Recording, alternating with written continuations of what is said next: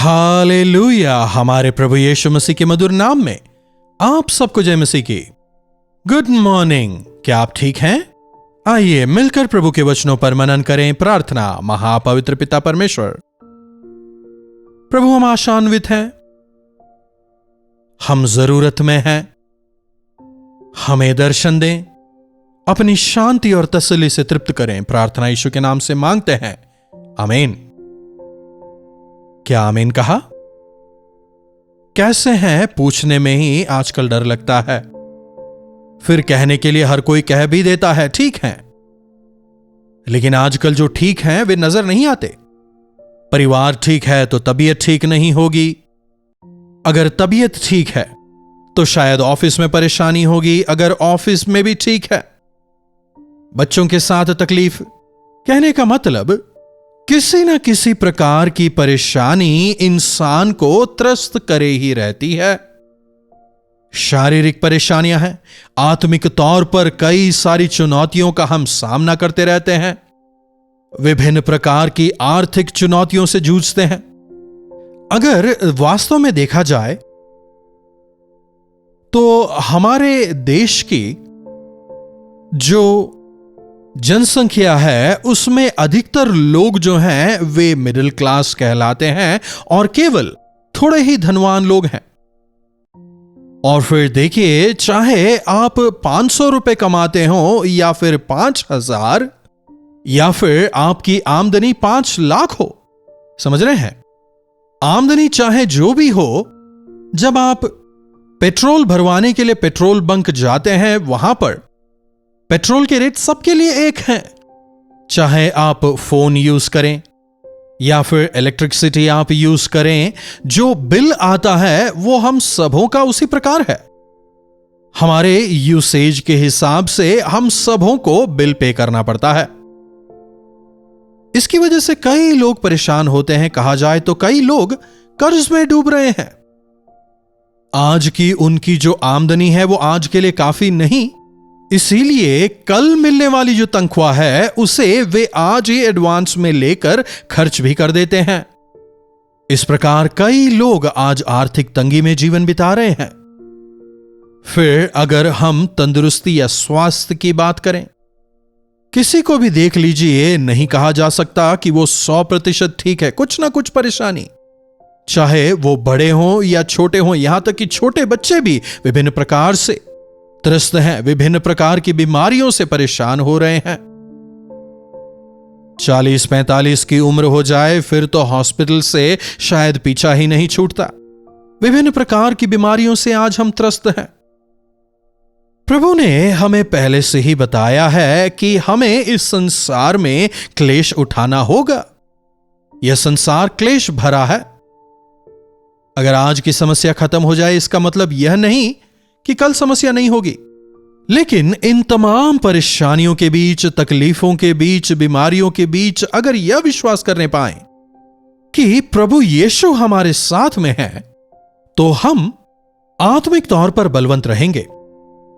उन तकलीफों में हम प्रभु के चमत्कार को देखने पाएंगे। बाइबल में हमें नजर आता है जहां जरूरत होती है प्रभु वहां चमत्कार करते हैं। अगर आप चमत्कार को देखना चाहते हैं तो आपके जीवन में कमी घटियों को होना चाहिए। अगर आप बेहतर बनना चाहते हैं, अगर आप उठाए जाना चाहते हैं, तो आपको कमी घटी से होकर गुजरना होगा, तब प्रभु चमत्कार करेंगे। यस, इसीलिए अगर जीवन में समस्या आए, उन्हें अपनाएं। उनसे बचने के लिए शॉर्टकट्स वगैरह ना निकालें। झूठ बोल के, धोखा दे के उन परेशानियों से बाहर निकलने का प्रयास करने वाले आगे चल के और बड़ी परेशानी में पड़ जाते हैं। उतना ही नहीं, वे नरक के भागी बनेंगे जहां की आग कभी ठंडी नहीं होती। उस धनवान से अब्राहम कहता है, जब तो संसार में था तो सुखी था, लेकिन लाजर जब संसार में था वो दुखी था, इसीलिए आज यहां पर वो आनंदित है। शायद कुछ लोग कह रहे हों, जब परेशानी है ही तो फिर प्रभु की क्या जरूरत। याद रखें कि प्रभु उसमें हमारे साथ हैं। अगर आप यह विश्वास करें कि इस परेशानी में प्रभु मेरे साथ हैं, और यदि प्रभु को आप अपने जीवन में आमंत्रित करें, प्रभु के लिए आप दुख उठा रहे हैं, अगर आप यह समझने पाए तो उससे बाहर निकलने में प्रभु ही आपकी मदद करेंगे। एक वचन की ओर आपके ध्यान को लाना चाहूंगा। रोमियो की पत्री 5वां अध्याय उसकी 3री आयत से देखिएगा। केवल यही नहीं, वरन हम क्लेशों में भी घमंड करें, यही जानकर कि क्लेशों से धीरज और धीरज से खरा निकलना और खरे निकलने से आशा उत्पन्न होती है। इसीलिए क्लेश से भागने का प्रयास ना करें, क्योंकि क्लेश हम में धीरज उत्पन्न करती है। अगर हमें धीरज चाहिए तो क्लेश से होकर गुजरना होगा, और उस क्लेश के दौरान परमेश्वर मुझे इससे बाहर निकालेंगे, ऐसी आशा के साथ दृढ़ रहें। आज मनुष्य क्लेश से गुजरना नहीं चाहते, उनमें धीरज नहीं है, आशा नहीं है और इंतजार नहीं है। जो कुछ उन्होंने सोचा वो तुरंत उनके लिए हो जाए। इमीडिएट सॉल्यूशन लोग चाहते हैं। क्लेशों के दौरान जो प्रभु पर भरोसा रखते हैं वे अपने जीवन में धीरज पाते हैं, सहन करना सीख लेते हैं। पौलुस कहता है, वास्तविक क्लेश की तुलना अगर इस संसार के क्लेशों से की जाए तो यह संसार के क्लेश काफी कम है। ये थोड़े समय के लिए हैं। यह क्लेश जो है केवल तात्कालिक है, जस्ट मोमेंटरी। लेकिन वह जो अनंत क्लेश है, नरक का क्लेश, उस भयंकर आग में पड़े रहने वाले क्लेश से अगर हम अपने आप को बचाना चाहते हैं, इस संसार में जो क्लेश हमारे सामने आते हैं, यदि हम प्रभु पर भरोसा रखें, बाहर आने पाएंगे। यहां क्या लिखा है? क्योंकि क्लेश से धीरज और धीरज से खरा निकलना, यह धीरज एक प्रकार से टेस्ट है। समझ रहे हैं? जब बच्चे परीक्षा लिखते हैं ना, उनकी हालत देखिए, अरे 2 दिन और है, बस और 3 ही दिन, बस पूरी कोशिश करते हैं, मेहनत करते हैं, खाना पीना सोना सब छोड़ देते हैं। उस परीक्षा में पास होने की आशा के साथ वे तैयारी करते हैं। इसी प्रकार परमेश्वर ने हमारे लिए भी एक परीक्षा रखी है। हम में कितना विश्वास है, हम प्रभु पर कितना भरोसा रखते हैं। यह कब पता चलेगा? तभी पता चलेगा ना जब हम परेशानी तकलीफ से होकर गुजरेंगे। जब सब कुछ ठीक है तो विश्वास की क्या जरूरत, लेकिन जब जीवन में कमी घटी आती है तभी तो विश्वास का पता चलेगा। इसीलिए जीवन में जब कमी घटी आती है, आप विश्वास में दृढ़ रहें। क्लेश जब सामने आते हैं, उसमें अगर हमें दृढ़ता से खड़े रहना है, धीरज चाहिए, और उस दौरान प्रभु जो हमें सिखाना चाहते हैं सीखकर उन परीक्षाओं में जयवंत होकर हमें आगे बढ़ना चाहिए। जब हम उन परीक्षाओं में जयवंत होंगे, प्रभु हमें जीवन का मुकुट देंगे। मैं अच्छी दौड़ दौड़ा, मैंने अपने विश्वास की रक्षा की, मेरे लिए जीवन का मुकुट तैयार है, पौलुस कहता है। हम भी जब इस संसार में दौड़ते हैं, जीवन में आने वाली परेशानियों से घबराएं ना। यह तात्कालिक परेशानियां हैं, यह जानकर उनसे बचकर भागने का प्रयास ना करें, बल्कि उन क्लेशों के बीच में आप प्रभु पर आधारित हो, चमत्कार देखेंगे। उन तकलीफों से प्रभु आपको बाहर निकालेंगे। विश्वास करें और यकीनन आप प्रभु के चमत्कार को जीवन में देखेंगे। क्लेश से धीरज, धीरज से खरा निकलना और खरे निकलने से आशा उत्पन्न होती है। खरे निकलने से हमें आशा उत्पन्न होती है। प्रभु ने मेरे लिए जीवन के मुकुट को तैयार करके रखा है। प्रभु यीशु मसीह ने मेरे लिए एक मैंशन, अपने राज्य में एक मैंशन तैयार किया है। उन्होंने एक वायदा दिया है कि वे हमें ले जाने के लिए दोबारा जल्दी आने वाले हैं। जो जयवंत होंगे, प्रभु ने वायदा दिया है कि वे उनके साथ बैठेंगे, और जो जयवंत होंगे उन्हें प्रभु यह सौभाग्य देंगे कि वे उनके साथ में निरंतरता के लिए उनके राज्य में रहें। देखिए, किसी भी चीज में अगर हमें जयवंत होना है तो हम में वो धीरज और आशा होनी चाहिए। देखिए, ये जो बॉक्सर होते हैं ना, या कुश्ती करने वाले जो होते हैं, कितनी मेहनत करते हैं 15-20 मिनट के उस खेल के लिए। एक्सरसाइज करते हैं, अपनी इच्छानुसार भोजन वे नहीं करते, कंट्रोल। डाइट कंट्रोल करते हैं, वेट मैनेजमेंट करते हैं, व्यायाम करते हैं, मेहनत करते हैं, लगातार मेहनत करते चले जाते हैं।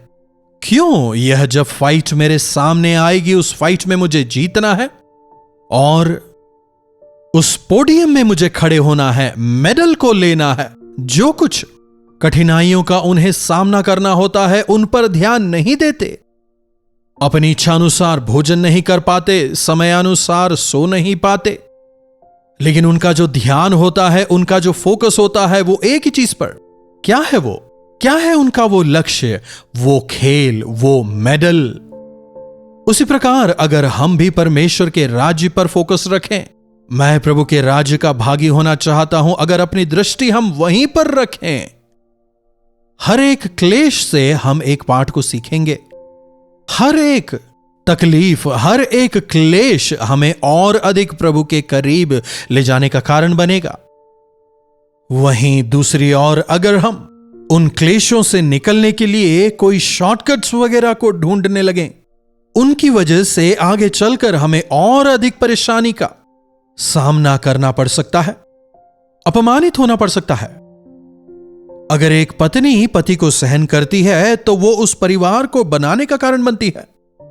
अगर एक पति अपनी पत्नी को सहन करता है तो वो परिवार बना रहता है। जब हमारे बच्चे हमें दुख देते हैं, अगर हम उन्हें सह लें तो उन बच्चों को सही रास्ते पर लाने पाएंगे। लेकिन उसी समय अगर हम जल्दबाजी में कुछ भी बोल दें और अगर बच्चों को अनावश्यक ही दंड देने लगें, हो सकता है उसकी वजह से वो बच्चा हमारे हाथ से निकल जाए। धीरज का रास्ता क्लेश के जरिए ही से होकर गुजरता है। वचन हमें बताता है क्लेश से धीरज उत्पन्न होता है। कहना गलत नहीं होगा कि धीरज जो है वो एक स्टडी टाइम की तरह है, अपने आप को जांचने का, परखने का, मैं कितना तैयार हूं जानने का समय है। और फिर जयवंत होने वाले की एक आशा होती है कि प्रभु मुझे पुरस्कृत करेंगे। आई हैव रीच्ड माई गोल, मैंने अपने लक्ष्य को पा लिया है। काफी तकलीफें आई, अवरोध आए, परेशानियां आई, लेकिन मैं निरंतर बढ़ता चला गया। अपनी परेशानी को, तकलीफ को, बीमारी को मैंने सहन किया। सारे अपमान को, सारे दोष को, अकेलेपन को मैंने सहन किया। अब प्रभु मुझे पुरस्कृत करेंगे। हमारे प्रभु ने हमें सहन किया। कितना अधिक प्रभु यीशु को अपमानित होना पड़ा, उन सबको उन्होंने सहन किया। साल का यह समय भले ही प्रभु यीशु मसीह के जन्म को याद करने का हो, लेकिन उसी समय यह भी याद रखें कि संसार में रहते हुए उन्होंने कितना अधिक क्लेश सहा, कितना अधिक उन्हें सताया गया, उन्हें पीड़ित किया गया, उन पर दोष लगाया गया, आरोप लगाए गए। उन सब को उन्होंने सहन किया। हर एक प्रताड़ना को, विश्वासघात को, अपमान को उन्होंने सहन किया। अपने लहू को बहाया, अपने कार्य को उन्होंने पूरा किया और मनुष्य जाति के लिए एक द्वार खोला। और उन्हीं की वजह से आज हमारे पास आशा है। पिता के तौर पर, मां के तौर पर, एक अधिकारी के तौर पर, एक विद्यार्थी के तौर पर आप सब अपने जीवन में सहन करना सीखें। आप परमेश्वर के अनुग्रह को पाएंगे। उस समय के जरिए परमेश्वर आपको जो सिखाना चाहते हैं उसे सीखें और परमेश्वर को महिमित करें। उन तमाम परीक्षाओं के बीच में जब आप धीरजवंत होकर खड़े रहेंगे, एक नई आशा आप में पैदा होगी।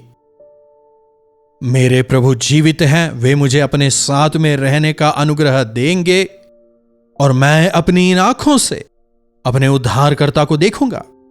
ना केवल मैं उन्हें देखूंगा बल्कि उनके साथ में मैं निवास करूंगा। यह क्लेश तो कुछ समय का है, लेकिन अनंत काल के लिए मैं उनके साथ रहूंगा। इस प्रकार की एक आशा आप में पैदा होगी। जीवन में आने वाले क्लेशों से आप बिल्कुल ना घबराएं।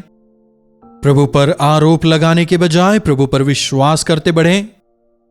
उनकी इच्छानुसार विश्वास में दृढ़ होकर जीवन में आगे बढ़ें। उनके राज्य के वारिस होंगे। प्रार्थना। महापवित्र पिता परमेश्वर, पिता परमेश्वर, इसमें कोई दो राय नहीं, यह संसार जो है क्लेशों से भरा हुआ है। हर समय हर क्षण किसी न किसी प्रकार की तकलीफें सामने रहती ही हैं।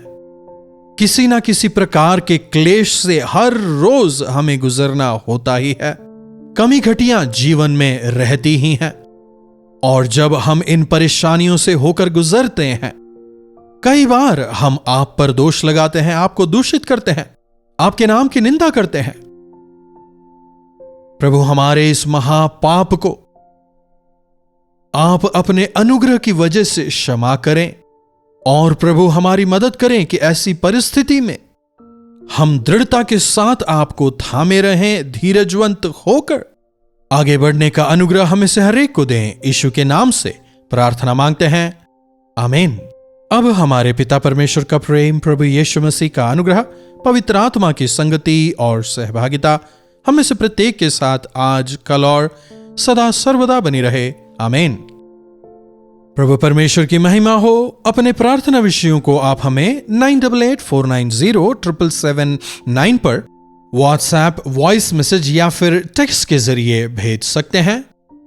हम आपसे सुनना चाहेंगे, आपके लिए प्रार्थना करेंगे। प्रभु अवश्य आपके जीवनों में चमत्कार करेंगे। आप भी प्रार्थना करें, विश्वास में दृढ़ रहें, धीरजवंत रहें। प्रभु अवश्य जयवंत करेंगे। यदि आपने चैनल को सब्सक्राइब नहीं किया है तो जरूर से आप चैनल को सब्सक्राइब करिएगा, लाइक और शेयर भी जरूर करिएगा। इन्हीं वचनों के साथ आज मैं आपसे विदा लेना चाहूंगा। प्रभु का अनुग्रह हम सबों पर बना रहे। मुंबई और उसके आसपास रहने वालों के लिए शुभ संदेश। एक बार फिर से दिसंबर 10 तारीख को एक विशेष पास्टर्स क्रिसमस में वचन सुनाने के लिए मैं मुंबई आ रहा हूं। आप सभी का स्वागत है। शाम को 6 बजे से लेकर रात की 10 बजे तक morning star English school Dharavi में यह कार्यक्रम होगा। क्रिसमस के उपलक्ष्य पर इस विशेष कार्यक्रम का हम आयोजन कर रहे हैं। आप सभी इसमें आमंत्रित हैं। मिलकर प्रभु की स्तुति करेंगे। अधिक जानकारी के लिए नीचे दिए गए फोन नंबर पर आप फोन कर सकते हैं या फिर QR कोड भी आप स्कैन कर सकते हैं।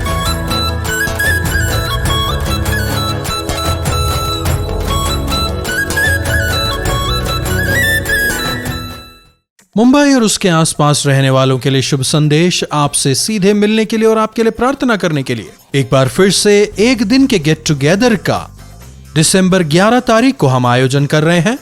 आप जरूर आइएगा। हमारे टीवी के और सोशल मीडिया के श्रोताओं से सीधे मिलकर प्रार्थना करने के लिए, वचन सुनाने के लिए हम आपके पास आ रहे हैं। रहतौर मेमोरियल मेथोडिस्ट चर्च में, रहतौर memorial methodist church, station road, Parel, Mumbai. अगर इस विषय में आप अधिक जानकारी चाहते हैं 8939393939 नंबर पर फोन करें या QR कोड को आप स्कैन कर सकते हैं। समय रहेगा शाम के 6 बजे से लेकर रात को 11 बजे तक। जरूर आए, प्रभु की आशीषों को पाएं।